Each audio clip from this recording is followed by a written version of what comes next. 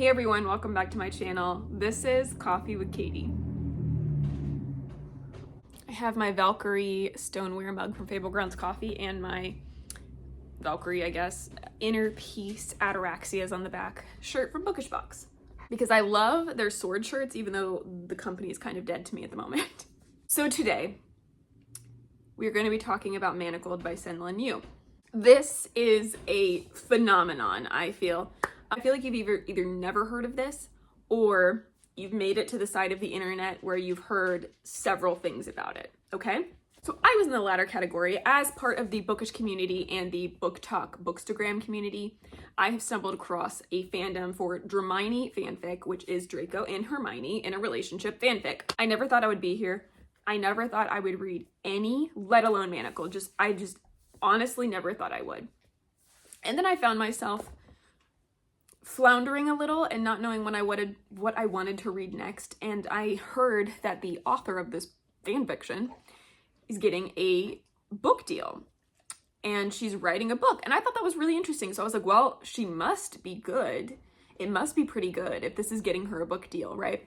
I realized that the audiobook was on Spotify. And so I was like, well, of the fanfic. And I was like, well, I'm gonna give this a shot. You know, it was like a weird moment where I had finished my TBR for the month, but I still had I had several days in that month.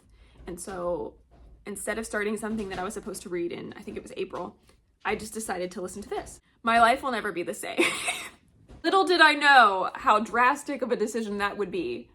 So we're going to be talking about Manacled by Senlinyu today. If you don't know what this is, like I said, it is a fan fiction of the Harry Potter world written by Senlinyu. And the premise of this is that Harry Potter is dead and Voldemort won the war. So in the Battle of Hogwarts, whatever, Voldemort and the Death Eaters won. And Hermione is the only surviving person in the Order of the Phoenix. And it is also so it's not just that they won. There's also like a couple of different things that are changed in the story of the Harry Potter that you know and love. We'll get into that a little bit later. So Voldemort, Death Eaters won the war. But because the war was so drastic, a lot of the wizarding community was wiped out. And so there are not as many witches and wizards and magical blood. So Voldemort's genius idea to remedy this is to stop basically his whole propaganda about purebloods being better than non-purebloods. And he starts a breeding program. So he assigns witches, like the female wizards, to a Death Eater so that they can procreate to make more magical blood. Horrifying. It's a mixture between Harry Potter and The Handmaid's Tale, so it is really dark. I would not go into this if you have sensitive triggers. It's dark, but it was really interesting. So Hermione was one of these women that were imprisoned, and she is assigned to Draco Malfoy for the procreation attempts. So as that is the premise, obviously, like I said, it's very dark, it's very sinister, it's very scary. I honestly wasn't sure if I was going to like it, if I was going to even continue, because I was like, this is really dark, this is hard for me to stomach. I didn't completely know all of that going into it, and so I wasn't sure, but I stuck with it, and my goodness, am I glad I did. So that's the premise you're working with, but the story gets very deep, and there's a lot of different facets of it. It's actually really intricate with the world. Really, really liked how the author used a lot of details of the world, but I didn't really know a lot about the Harry Potter world in that depth until I played like Hogwarts Legacy on PlayStation. So like she references Dittany and like the uses of that for healing. There's a lot of different details about the magic system and the world in general that is really interesting, and she does it really well. It was really surprising how well this was written, to be honest. But in this parallel universe of the Harry Potter world, Hermione becomes a healer instead of like fighting, essentially. So there are parts of the story that are tweaked. It's not like exactly the same. Hermione chases a healing route, and so she sees more of the darker side of the war. And the war is lasting for 5 years. I don't remember how long it was in the book, but not that long. The war has lasted for 5 years, so it's much more catastrophic and horrible, and both sides are kind of going to more drastic measures to try to win. Hermione's kind of stuck in the middle of that as the healer, and she almost understands more of the darker side, like almost a Slytherin kind of side of like, we just need to end this, take as many lives as we have to make this stop and to protect people, where the other side is like, no, good should prevail without having to do that. So some of the dialogue that happens, some of the disagreements, some of the like morally gray, what do we do, gray area aspects of this with the war was really, really interesting. Something I didn't know, and I'm going to be a little bit more spoilery in this so I can explain to you kind of the story and what's going on without trying to ruin it all for you. The book is split into 3 parts. The first part is when she is assigned to Draco in this breeding program after the war. The second part is flashbacks of how this happened, how we got here. And the third part is going back to the present and like wrapping the story up. And I didn't know that at the time. And so the flashback portion was insane. It was so good. And it like tied everything together. It was like insanely good. I can't explain to you enough how amazing this book was. I think part of it was because it just caught me so off guard because I wasn't expecting it to be good, honestly. I was expecting it to be fun, like silly, whatever, but it was like really well done, which makes sense because it has a lot of hype. So those 3 parts are they all kind of stand by themselves in the sense that they're all good stories, but they tie in together really well. The, I guess, mysteries or things that are revealed as you go, super crazy. It builds upon one another and it makes this like really good story. I'm trying to be a little bit vague, but I'm also going to be spoiling some stuff. I know it. But honestly, it just caught me so off guard. Like I said, I fell in love with this book. It put me in a huge book hangover. I'm still in the book hangover. Like nothing's comparing. It's a problem. It's like ruining my life a little bit. I love you. It's ruining my life. Oh boy. But there's a lot of things that don't match up and you don't really understand what's happening in the first part of the book with some interactions that her and Draco have, and some of the stuff's not making sense. Sorry, Legend has to have his moment. So, alternate universe. Sorry, my thoughts are a little bit jumbled right now. She actually becomes pretty good at potions, and she's friends with Snape, which is really interesting because it's just so different from what you're used to. So she kind of befriends Snape, and she takes a different path than she does in the books. And Snape is still his double agent self, and so they're trying to win the war and they're trying to help, and they kind of tell her in this flashback era that she needs to get Draco to turn and to be a good guy, like to be a spy for them as well. So they're trying to use her to get to him. And the way everything plays out, the way the relationship develops, the way they talk about war, the way her interactions with the Order of the Phoenix and like Harry Potter and Ron, and how it all plays out and kind of gets more messy as things go and people are falling apart because the war is 5 years. It was a long time.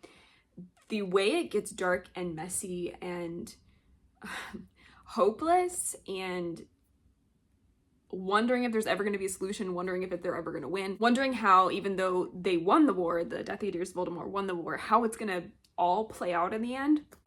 There's so many details of this book. It's also very long.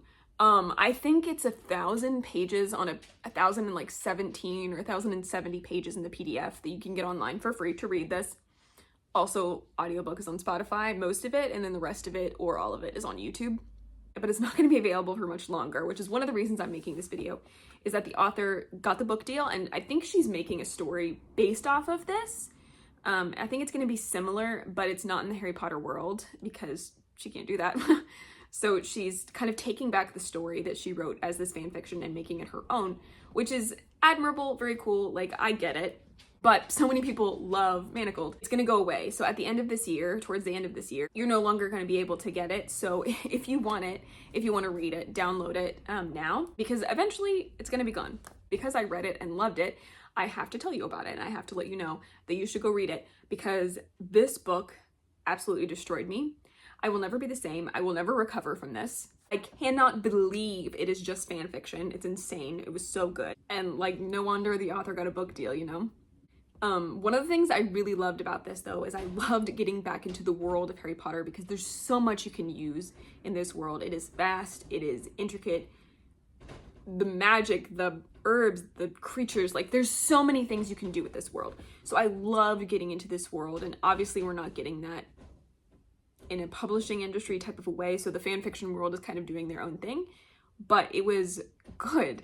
So being back in the world was really, really fun. Like I said in the beginning, it's like The Handmaid's Tale. So while we get the flashbacks and the really cool situations and the war and the Order of the Phoenix trying to navigate all of this, and all the way up into losing the war, and then the post-war situation is the women basically being sold as slaves to the men to abuse. It's rough. It's hard. That portion is not as long as the other portions, which is good, but you are seeing that at the beginning. It seems hopeless and dark and horrible, and the reason it's called Manacled is because the women that are sold, however you want to say it, to the Death Eaters are manacled with these magic metal manacles that takes away their magic, so they cannot use magic to escape, to do anything. And there's also magic imbued into them and into their minds, where they are kind of conditioned and pushed and influenced to not resist and to not be a problem and to obey. It's really sinister and scary and evil. So there's a lot of dark elements, but that portion of it you see played out when it's being written, and like when they want to fight back but they know they can't, and then they're getting like these whispers of like obey, obey, obey. So it's really horrible. But like I said, that portion is not as long, but it's dark and it's deep. But there's a lot of things that are built in the first part of the 3 parts, and it builds a lot of questions in your mind, and you're like, why is that weird? Why is that off? I kind of said this before, but it's building a lot of things, and you get that all kind of revealed to you later. And like I said, the way the story builds upon itself is really good. And there's dark. The whole book is dark, let's be real, but all of these super dark, horrible elements that blend into the flashbacks and how we got here and why these things are happening this way and why this happened in this situation at the beginning but didn't in this. All of it, while being very dark, has an underlying message of hope, and maybe there will be freedom for us eventually. And then the third part of the book, after you go through all of the flashbacks to see how we got to this situation, is how the story is going to resolve and how we're going to see some resolution and potentially a flip of actually not winning the war, because the war's over, but the good side prevailing. But also the aftermath of that and what it looks like and how, and just because now that the situation is resolved doesn't mean that things completely change and some of the things are kind of going back to normal or being brushed under the rug, and how that's not okay. So there's a lot of, I would say, commentary you can glean from this. There's a lot of injustice and situations that are talked about that are difficult, and it's done well. It's done well. But on the fun, flippant, not deep side of this, the romance between Hermione and Draco is really good. It's really good. It's morally gray. It's the kind of relationship and ships that we like in the book community. Let's be real. The red flags are aplenty. But it's the red flags that you're willing to overlook because there's goodness underneath, kind of a thing, really deep down underneath. But those characters are my favorite. The really deep characters where you can't tell if they're evil or not.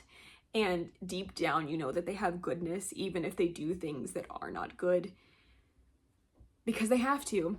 And in the original books, I didn't like Draco, but I felt bad for him because I felt like he was just the product of his environment, and there was no hope, like that he was going to be that no matter what happened, because of how he was raised and the situations he was in and what he was being taught and told, and his father being a Death Eater and trying to not be killed by Voldemort. Like I felt for him. I felt like he had no choice. In this book, I feel like all of that tracks, but I like him so much. He was like one of the best characters ever. He was a great character, and I've always liked Hermione, but she was different in this. She was a little bit darker, and both of them together were really well written, really good characters. The romance was good. It's a pretty slow burn, but there's just so many parts of it. it just blew my mind, to be honest.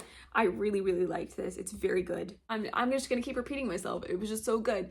But I'm a little sad, honestly, that it's going away, but I understand that it's not gonna be published. It's a fan fiction, like it's impossible. But I'm one of those people now that like wants a bind up of this. Like, I'm serious. Like, before I can no longer get it, I need a bind up.